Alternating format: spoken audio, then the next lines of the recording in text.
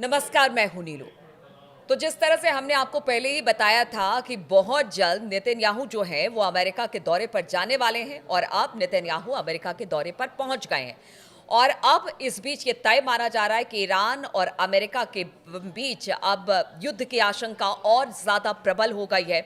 और दूसरी तरफ एक और खबर सामने आ रही है जो कि अमेरिका के लिए अच्छी नहीं है। ईरान ने कुछ ऐसी चीजें की हैं जिसकी वजह से जो अमेरिकी एयरफोर्स है वो इस वक्त संकट में आ गई है। क्या है वो जो ईरान ने किया अमेरिका को लेकर, उस पर बातचीत करने के लिए मयंक मेरे साथ इस वक्त जुड़ गए हैं। मयंक, सबसे पहले तो ये बताइए कि अब नेतन्याहू अमेरिका में है और कहा जा रहा है कि अब जो युद्ध की जो संभावना है वो बेहद प्रबल हो गई है।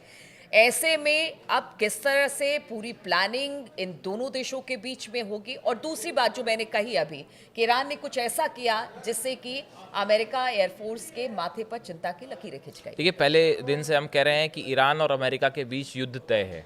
बात नंबर एक। बात नंबर दो, जिसका आपने जिक्र किया कि देखिए हुआ क्या कि 4 अप्रैल जो अभी गई है, 4 अप्रैल को अमेरिका का एक C-17 फाइटर प्लेन है ना, C-17 जो एयरफोर्स अमेरिकन एयरफोर्स का प्लेन है, उसने होर्मुज से जो है वो उड़ान भरता है। ठीक है। और वो ईरान की तरफ आगे बढ़ने लगता है प्लेन। देखिए, ये अमेरिका की एक टैक्टिक्स भी हो सकती है, प्रेशर करने के लिए ईरान के ऊपर कि देखिए हम आपके आसपास ही हैं और आप पे हमला कर देंगे। अब अमेरिका का ये प्लेन बढ़ता है ईरान की सीमा की तरफ, लेकिन इसने उड़ान भरी थी अल उबैद बेस से उड़ान भरी।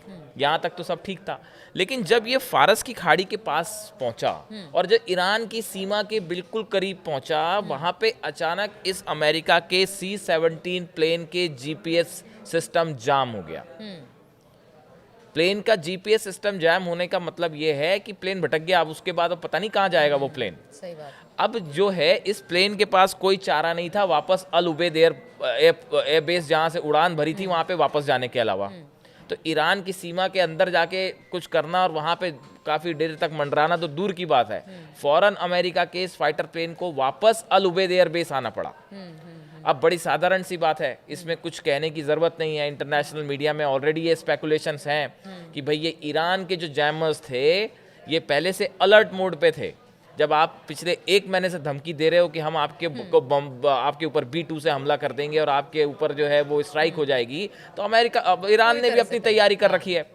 तो ऐसा बताया जा रहा है कि बड़े पैमाने पर ईरान ने अपनी सीमा के आसपास जैमर्स लगा दिए हैं। अमेरिका का कोई भी फाइटर प्लेन, इजराइल का कोई भी फाइटर प्लेन अगर एंटर करता है तो उसका जीपीएस सिस्टम फेल होना तय है।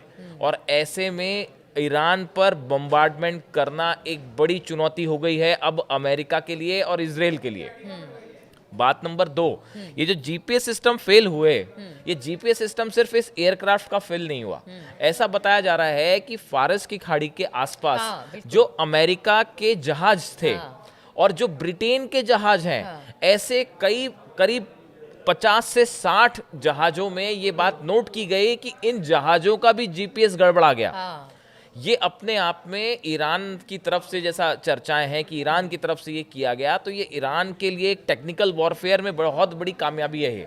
देखिए आपने क्या किया, एयरप्लेन का आपने जीपीएस जाम कर दिया। जो वॉरशिप्स खड़े हुए हैं जिसको लेके लगातार धमकियां मिल रही हैं कि हम इससे अटैक कर देंगे, इससे अटैक कर देंगे, आपने उनके जीपीएस सिस्टम जाम कर दिए। और ये सिर्फ अमेरिका के नहीं हुए, बल्कि जो ब्रिटेन के जहाज खड़े हुए हैं आसपास, उनकी तरफ से भी कंप्लेंट्स आई कि हमारा जीपीएस जाम है। दिखाने की कोशिश है कि देखिए आप कितनी भी तैयारी कर ले, हमने भी अपनी देखिए तैयारी हाँ, बिल्कुल खामेनी जो है वो इस तैयारी में पहले से जुटे हैं। हमने पहले ही कहा था कि रमज़ान का जो वक्त था वो रमज़ान के दिनों में ईरान ने अपनी पूरी ताकत झोंक दी अपना डिफेंस सिस्टम मजबूत करने के लिए, चाहे डिफेंस मिसाइल्स हों, चाहे जो है उनके वॉरशिप्स हो, चाहे एयरफोर्स हो। हज़ारों सैनिक अलर्ट मोड पे हैं कि अगर आप बार बार वही बात है कि अगर आप हमला करेंगे तो साहब हम छोड़ेंगे नहीं आपको। और ये जो जीपीएस सिस्टम फेल होना जहाज़ों का, अमेरिका के वॉरशिप्स का, ये अपने आप में एक बड़ी चुनौती है। इससे आने वाले दिनों में ईरान पे किसी भी तरह का हमला होता है